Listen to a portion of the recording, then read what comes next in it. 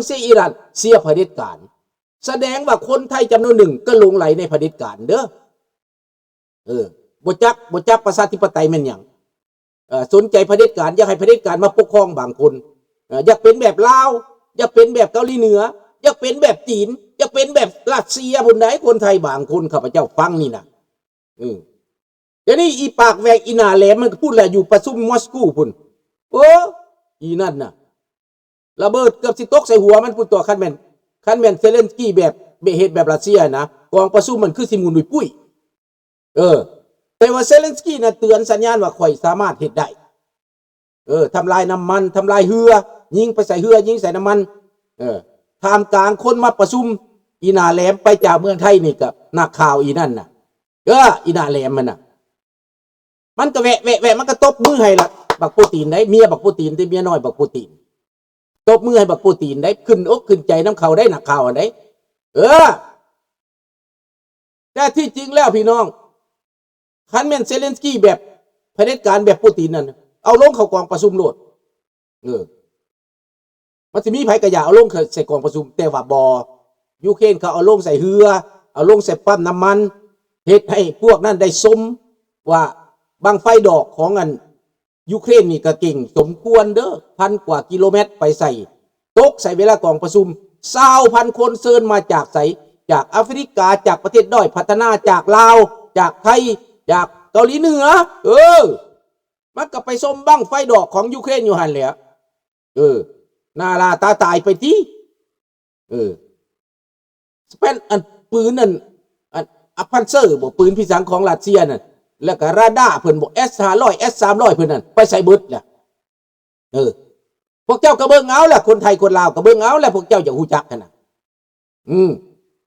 เบิดแล้วรัสเซียเฮ็ดสงครามน่ะสิฆ่ายูเครนแต่ฆ่าบ่ตายเป็นจังซั่นเห็นแล้วบ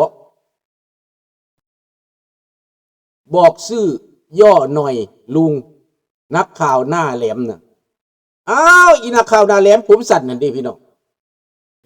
อยากรู้ไหมมันก็ไปตบมือแปะมันสนับสนุนปูตินนะนักข่าวเอียงข้างนั่นแหละดูแล้วบอกคนไทยหูจักแล้วบอกแบบนั้นนะ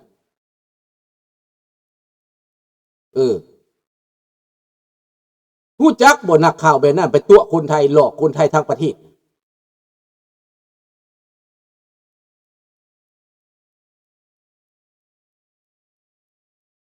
นั่นละยูเครนเขาก็ตอบโต้เขาแสดงว่าเขาเห็นได้แต่เดี๋ยวนี้มันเจ้าตู้หูจักว่าเป็นอย่างรัสเซียจังยิงลูกแบบนั้นไปใส่พอรัสเซียบ่มีอันเลือกแล้วเดี๋ยวนี้นะประชาชนเขาบ่เอานำแล้วเขาหนีแต่ละเดือนประชาชนรัสเซียหนีจากประเทศ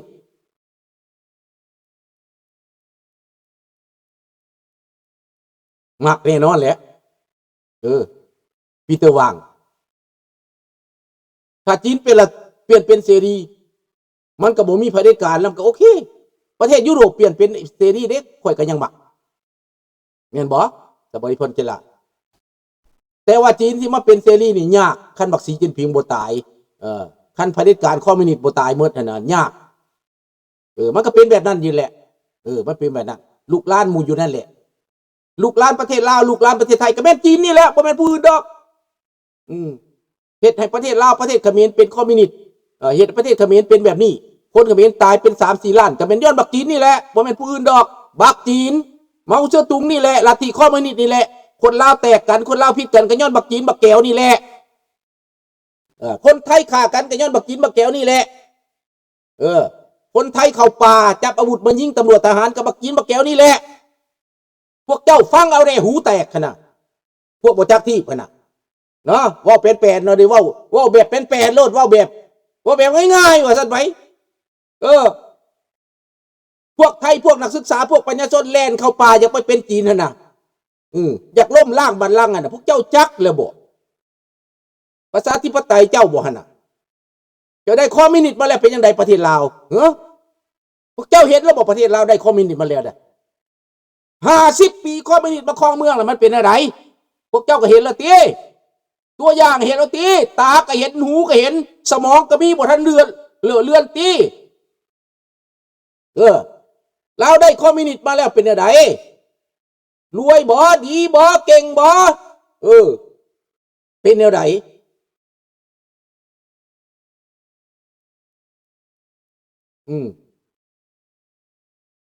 อันนี้แหละ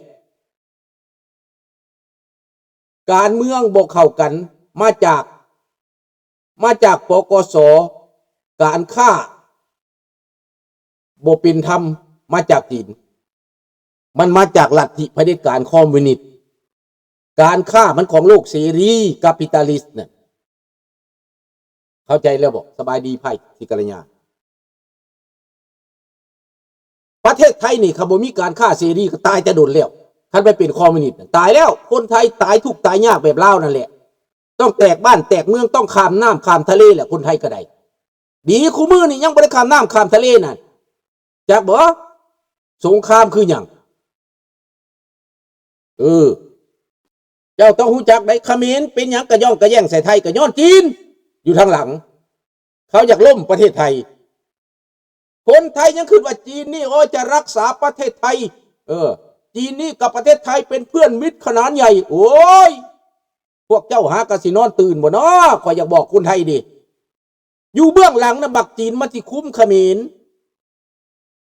มันคุ้มเขมรแล้วไทยล่มแล้วมันสิคุ้มไทยอีกแล้วไทยในกรุงเทพไทยที่เป็นจีนมันก็ดีใจเพราะเป็นเสื้อสายมันดิจะไปเบิ่งโลดมันนับมันรวยมันหังมันมีมันก็สิขึ้นไปเป็นเจ้าเป็นนายได้พวกนั้นได้พวกจีนไทยนี่มันไม่ได้เกลียดจีนแผ่นดินใหญ่นะมันไปหากินด้วยกันนะต้องรู้จักนะต้องทันมันนะพี่น้องคนอีสานคนลาวต้องรู้จักนะนี่สวัสดีครับสวัสดีครับวสันต์ดังนั้นพี่น้องจีนจำนวนหนึ่งไปคอมมิวนิสต์จีนจำนวนหนึ่งกับหมักเสรีก็เข้าใจอยู่ดอกในประเทศไทยแต่ว่าพวกหมักคอมมิวนิสต์นั้นมันเป็นอำนาจนิยมพี่น้องมันก็ไปสะออนลาวแดงมันก็ไปสะออนแก้วแดงมันก็ไปสะออนเกาหลีเหนือมันก็ไปสะออนบักโป้ตีนที่ต่อต้านอเมริกาที่จริงแล้วอเมริกากับรัสเซียนั้นอเมริกาเขาล่อรัสเซียโดนัลด์ทรัมป์นี่ล่อรัสเซียล่อให้มันตกหลุมพรางสงครามแล้วอเมริกาก็ไปจัดการลูกน้องมันบักอิหร่านตายดับโคตรลูกน้องมันแล้วอเมริกาก็เห็ดล่อปลอมเห็ดให้มันยืดเข้าไปอีกเห็ดให้มันยืดเข้าไปอเมริกาเขาเห็ดแม่นเกมการเมืองโลกอันนี้เข้าใจแล้วบอกแล้วตอนนี้เป็นหยังเขาก็เอาปืนในพวกซาวเคิร์ดเขาก็เอาปืนในพวกอิหร่านที่ว่าบ่มักเผด็จการนะเขาก็เอาอาวุธให้พวกนี้เข้าไปจัดการกวาดล้างพวกนี้เป็นสงครามภายในอเมริกาคุมเกมไว้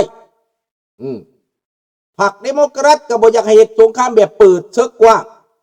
เสียงบประมาณแต่ว่าทั้งหมดนั่นเป็นเรื่องเกมทั้งนั้นพี่น้องเป็นเกมการเมืองโลกเสรีต่อต้านเผด็จการพี่น้องสวัสดีน้องธนาพรกลับมาเลยเด้อดังนั้นพี่น้องคนไทยที่บ่เข้าใจเรื่องนี้นะเรื่องการเมืองโลกนี่นะมันก็เล่นไปตามการเมืองภูมิภาคการเมืองภูมิภาคบอกว่าบางคนก็บอกว่าถ้าเอาอเมริกามาอยู่ในประเทศไทยถ้าเราเข้าข้างอเมริกาจีนจะยิงจรวดลงใส่กรุงเทพเราจะมุมเป็นน้ำทะเลเลยเราจะลงตายคักว่าสั่นแล้วและอีกมุมหนึ่งถ้าผมถามคืนญี่ปุ่นเอาอเมริกาตั้งฐานทัพในญี่ปุ่นทำไมจีนไม่ยิงจรวดใส่ญี่ปุ่นล่ะแล้วฟิลิปปินส์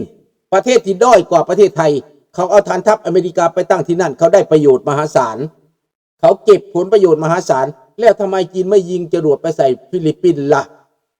อันนี้ก็ถามคนไทยผู้ฉลาดผู้ปราดเปรื่องผู้หัวสมองดีนะครับและบัดนี้แล้วเกาหลีใต้ล่ะ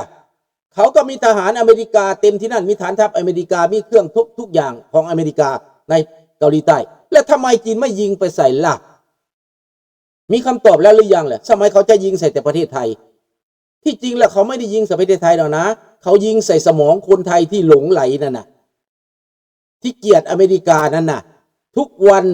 เศรษฐกิจค้าขายกับอเมริกาได้ผลประโยชน์กับอเมริกาแต่เกลียดอเมริกาแต่กินอะไรมันล่ะก็กินผลประโยชน์จากอเมริกาค้าขายกับอเมริการ่ำรวยกับอเมริกานั่นแหละนะดังนั้นบอกให้เข้าใจบอกเอาบุญเด้อท่านผู้ใดยังบ่จักดังนั้นพี่น้องคนไทยไม่ต้องคิดอะไรมากคนลาวก็เหมือนกันอเมริกาไม่ใช่ศัตรูพวกท่านนะไม่ใช่ศัตรูพวกท่านน้องธนพรอเมริกาไม่ใช่พวกใดที่คิดเป็นประชาธิปไตยเป็นเสรีค้าขายเสรีไม่ใช่ศัตรูอเมริกาศัตรูอเมริกานั้นคือลัทธิคอมมิวนิสต์ลัทธิเผด็จการเห็นบอกเป็นศัตรูอเมริกาแน่นอนนี่แหละให้รู้จักเอาไว้อเมริกาเขาเป็นมิตรกับคนที่เป็นประชาธิปไตยเขาเป็นมิตรเขาเป็นเพื่อนเขาพยายามเต็มที่จะช่วยประเทศไทยให้หลุดจากการครอบงำของจีนแต่คนไทยไม่รู้คนไทยบางส่วนก็ถือโฆษณาชวนเสื้อจากพรรคคอมมิวนิสต์ในไทยนั่นแหละที่มันเข้ามาเป็นพ่อค้ามันเข้ามาเป็นนักการเมืองมันเข้ามาเป็นนักวิชาการมันก็โฆษณาแบมต่อต้านอเมริกาพวกนี้ก็สั่งอเมริกาย้อนอย่างแต่ย้อนเมดียแต่อเมริกาเขาหวั่นไหมเขาหวั่นคนไทยไหมเขาเกรงคนไทยไหมเขาย่านคนไทยไหมเขากลัวไหมไม่เลยครับไม่เลยคนไทยทำอะไรให้อเมริกาไม่ได้รู้จักไหมล่ะรู้จักไหมคนลาวก็ทำอะไรให้อเมริกาไม่ได้ไม่มีอำนาจไม่มีอาวุธไม่มีเศรษฐกิจจะไปทำลายอเมริกาได้รู้จักไหมล่ะ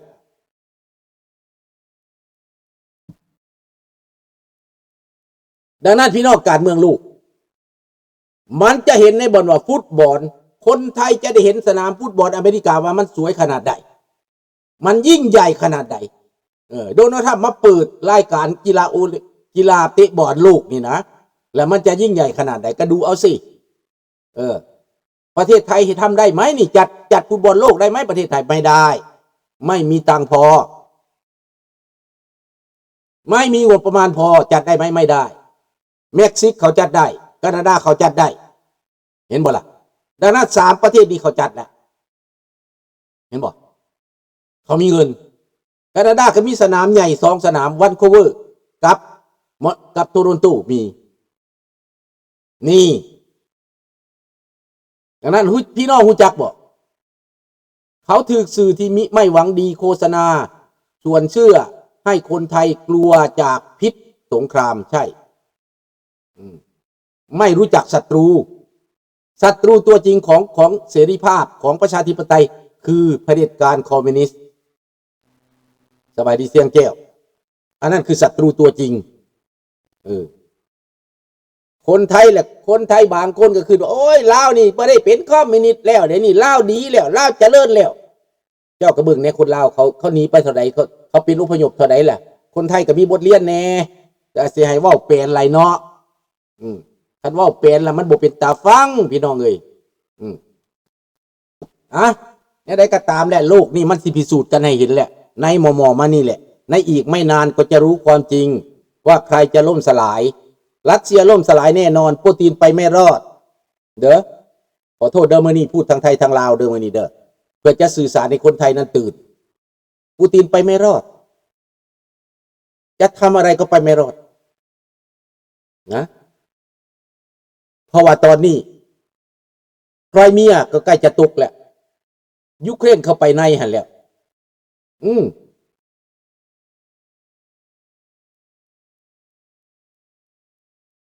ลาวบายุงมายะเมนบ่